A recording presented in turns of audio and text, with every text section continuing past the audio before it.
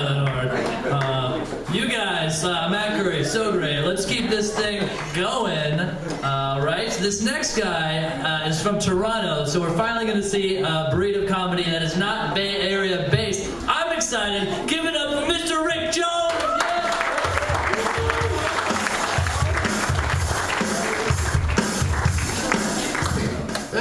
Thank you. My name is Rick Jones. Thank you very much, Tyler. Give it a big round of applause for Mr. Tyler. My name is Rick. I am from Canada, and folks, I am here on behalf of all 33 million of us up in the Great White North to formally, sincerely, and profusely apologize to you for Nickelback. Yes. I feel absolutely terrible about it. We don't know what happened. Apparently somebody left the door unlocked at the National Institute for Irritatingly Voiced Singers Who Can't Write Lyrics for Shit. And in good news, though, you probably didn't hear it because it just happened a couple hours before the show. They've recaptured Justin Bieber. So they're going to put him back in his habitat. We won't have to listen to the noise anymore. Tomorrow is Thanksgiving for you folks. Am I correct? I believe so. Tomorrow, actually, for me, coincidentally, sort of, but not, is my 40th birthday. And thank you for applauding the fact that my life is half over. I appreciate that. I don't really feel any different than I did, 5 years ago or 10 years ago, and I don't really put a lot of stock in numbers and stuff, so it makes no difference to me. In any event, I should get along with the rest of my set because I have to get back to the house to take my pills. So, in addition to turning 40, I'm also a single father. Ladies, please don't all rush the stage at once. Calm down. Just form a nice, orderly single file at the end of the show, and I'll be taking your numbers. Thank you. Don't laugh, it wasn't a joke. My daughter, Christmas is a month away, and I'm a little stressed about that because I have to get a present. Don't get me wrong, I know what to buy her, it's just that I'm not very good at wrapping them.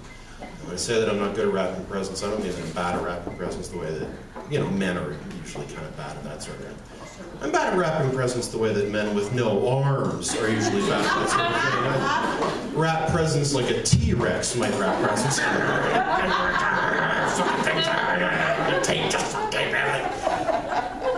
In my version of prehistory, T-Rexes could swear. And my daughter notices. Like last year, they're piled up, and she's like, "Daddy, why do the presents all look like they were wrapped by a blind hobo who thought that there was free meth at the end of the Scotch tape?" And so, you know what, guys, even though she's only 6, and you might disagree, but I'm her dad, okay, it was my call. I told her the truth about Santa Claus. I told her that Santa was drunk when he wrapped the presents. She keeps asking for a cat for Christmas. I keep saying no.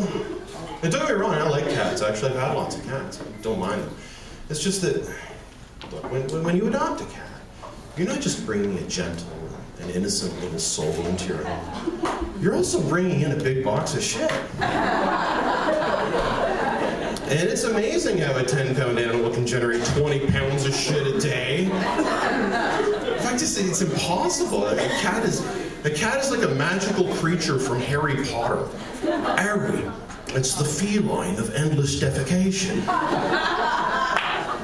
I gotta tell you, again, single dad, who doesn't, as you can tell, have a whole hell of a lot going for him. A big box of shit is not a real impressive sight if you want to have a lady over to your place.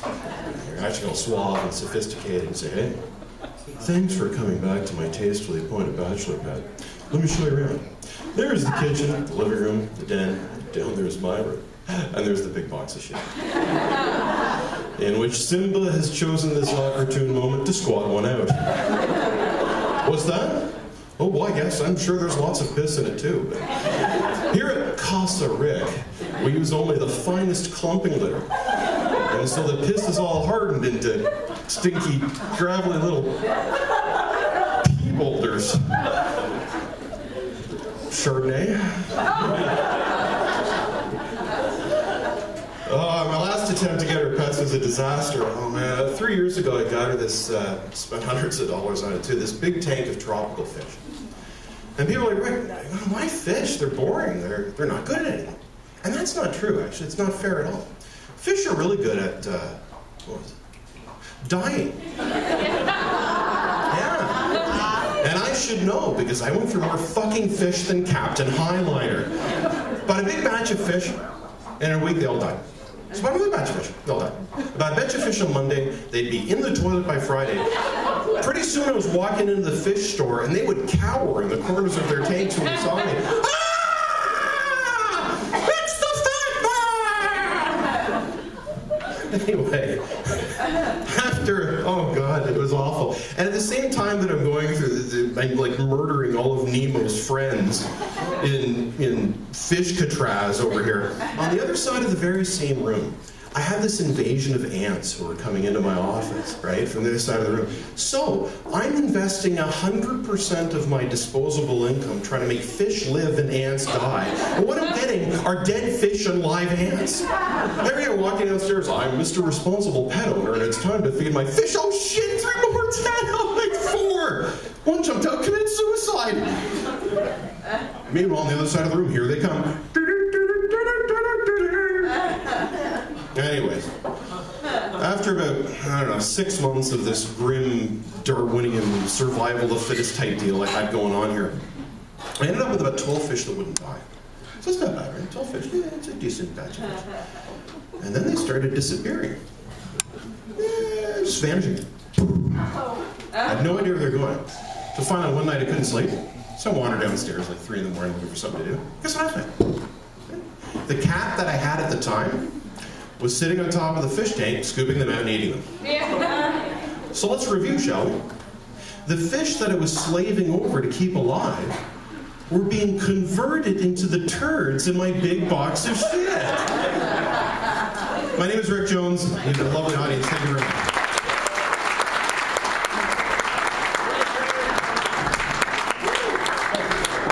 Yes, let's go. Rick Jones. Yes, Rick Jones. Yeah, you're quoting something I don't know. Stop it right now.